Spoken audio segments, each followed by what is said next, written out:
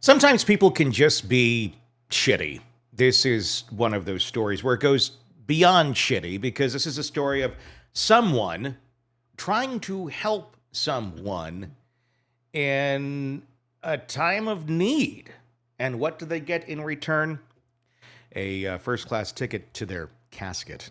We got Carol Hughes here. This is a disturbing story of a Georgia Oh, fire chief who was fatally shot in what authorities described as an unprovoked attack after he stopped to assist a couple whose car had struck a deer along a rural road in Alabama. I mean, what's going through one's mind where they're there, someone's coming to help you, you're in a time of need. Let's get out the weaponry, you know? well, it actually, they were in an area where there was really, really bad cell service. Okay. So they had to walk to go find help. And the wife stays in the car, and the man who was in the car and this good Samaritan went to go find help.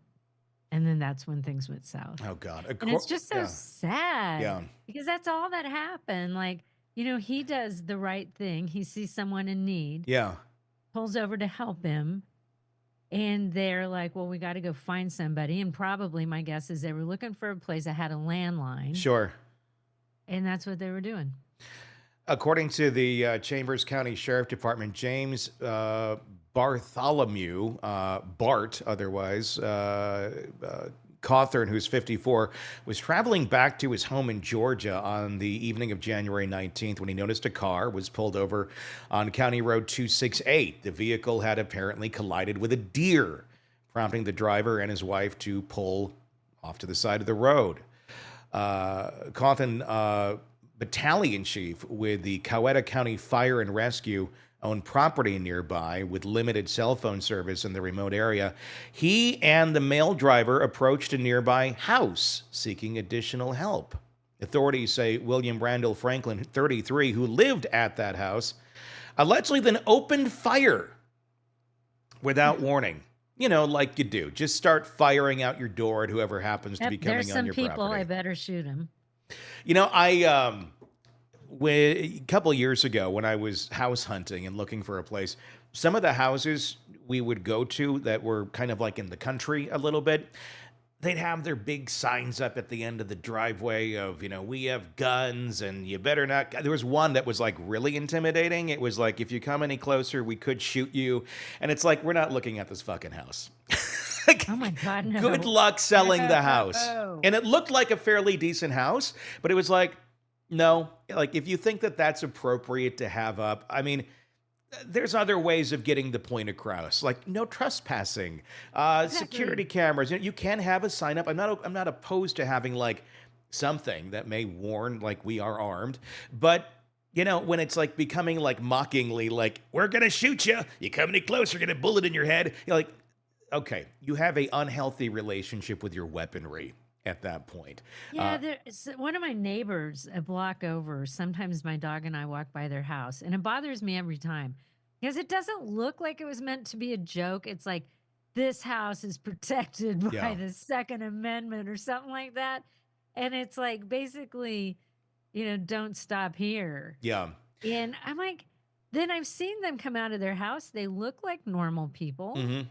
but I, I just have never felt the need to like post, I'll Yeah. just kill you with And my I gun. get it. Like, I get it if you've been in a situation where you've been assaulted or someone's broken into your house and maybe there's some Absolutely, yeah. paranoia there. That's You a know, horrible feeling. it's something, I wouldn't want to lean into and continue to live in that sort of mental state, but some do.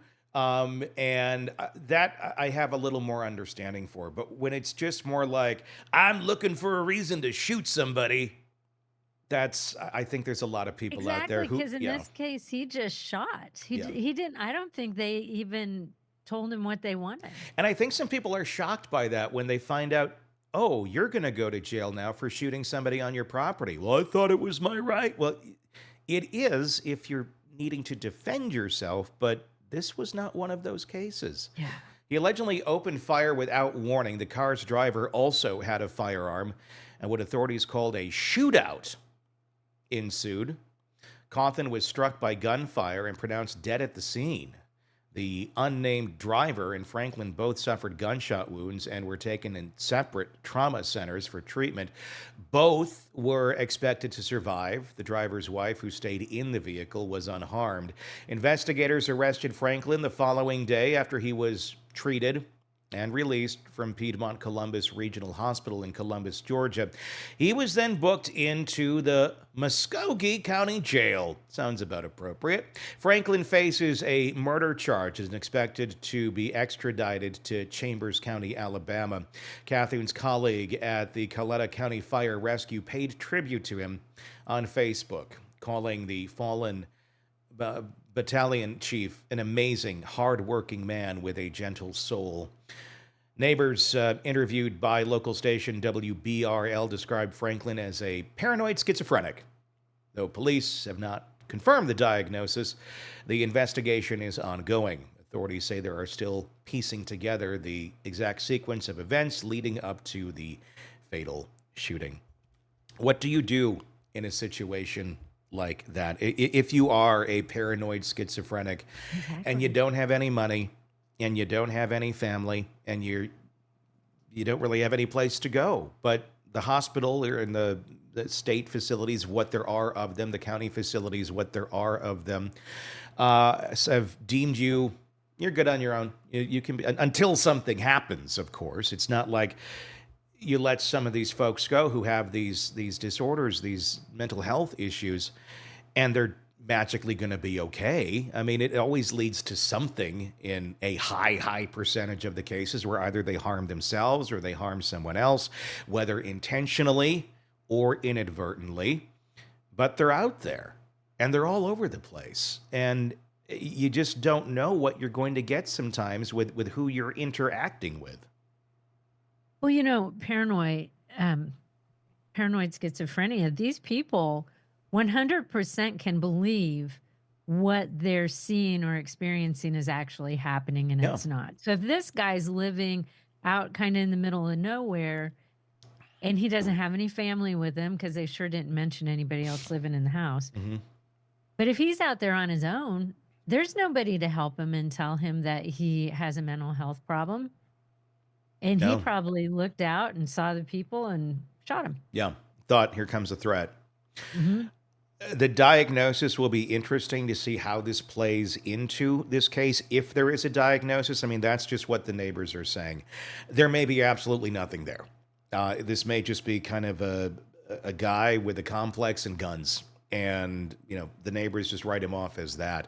But if you have the diagnosis here, and let's say that is what it is, and he has a history of this, is he is he gone after in this in a criminal way, or do you look at this as something else, as like second degree or manslaughter or third? I mean, he aimed a Oh, gun and shot. yeah. Well, you Uh, and I have talked about this so many yeah, times that the mental health diagnosis doesn't get, I mean, because I don't know the percentage, but let's say 90% of all murders, the person wasn't in their right mind. yeah, Someone in their right mind's not going to murder somebody. sure, But, and then there's some that are devious and they're planned and they're calculated and all that.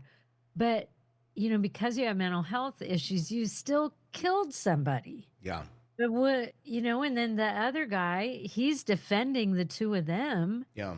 because all of a sudden they just got shot at. So I don't know how we've talked about that a lot. And there are no mental health facilities really for people No, I mean, yeah, the they the to go state, to. and that's the thing. Back in the day, you go back to the 80s and 70s, there were state mental health facilities, and then Reagan got rid of that. I'm not making a political statement. I'm just stating what happened. And the mandate that was given back at the time, where everybody goes, "Oh, this will be a good idea," was we're going to have local facilities, local jurisdictions take care of all of this so the states don't have to. And guess Mhm. what happened? They didn't. They didn't Or because they they don't did. have any They don't money. have any money to do it to begin with. Or what they did do is what they were able to with what they had, the tools in their shed, Well, and and as with the you limited know, funds. Yeah. that And if this guy would have been caught before, just for shooting at him, maybe nobody would have gotten killed and they brought him in. Yeah. They would have put him on a 3-day psych hold. And that's not designed to like, here's your therapist. Hmm. We're going to give you 3 days of intensive therapy. Sometimes one of my relatives was recently on a 3-day psych hold. Hmm. And, he actually, they hooked him up with a psychiatrist and they, kind of started putting him on the right path. Now it's Yeah. up to him to continue that. Hmm. But, a lot of times that's not forced on you. No, and that's the crazy part. We give the people with the illness more power than those who can care for them. And eventually, those who are caring for someone with something like that, they run out of energy. They run out of options because they're not equipped to do that. And there's also not a lot backing them until something horrible Right. happens and they have to be put away. We used to have state hospitals. Now, that can be argued 1,000 different ways depending on what you know about them and where you grew up and how they ran around you. You may have a 'Cause a lot of horrific them weren't opinion. good. A lot of them were horrible, but there were also a lot that really were good, that really had their stuff together, but it was all based on locality. If you had a system, you brought it back of state hospitals, and this is regulated. Maybe they're federal. I don't know, but they're regulated in some way where everyone is on the same level of care, no matter where it is, and it is done compassionately. It's done competently. Two things that weren't done that way back then, Mhm. unless you had good people running it. But in today's age, we I think could pull this off. It would cost some money, sure, but hey, we seem to spend our money in every place we don't need to. How about our own country and the people that are in it that need help so they don't go out and hurt themselves or others, like in this case? Like Because this, yeah. this guy in those days probably would have been in one. And you know Mhm. what? They didn't let him out on their own free will or on their own fruition. It was like, no, you're a danger. Now you get into other issues there with, rights of people and free will and all. At the end of the day, here, there's people who are just not going to be safe for themselves and others. And we True. have to accept that. We have to accept So true. not everyone's going to get better. Not everybody's going to take that second chance or third or fourth or eighth and make it work. Some are just simply not capable, like someone in this state. If they're not able, if it's been shown time and time again, this is a danger to society, we have no place to put them other than saying good luck. Or if you have family that wants to take you in, that's not most people. And Uh, this guy's gonna yeah, end up in prison, yeah. and he'll get no help. And you have a family that lost, a husband, a father, The a whole great member of community the lost. community, Yeah. and all because of something that I really think could have been prevented. Maybe not in that moment, but big picture.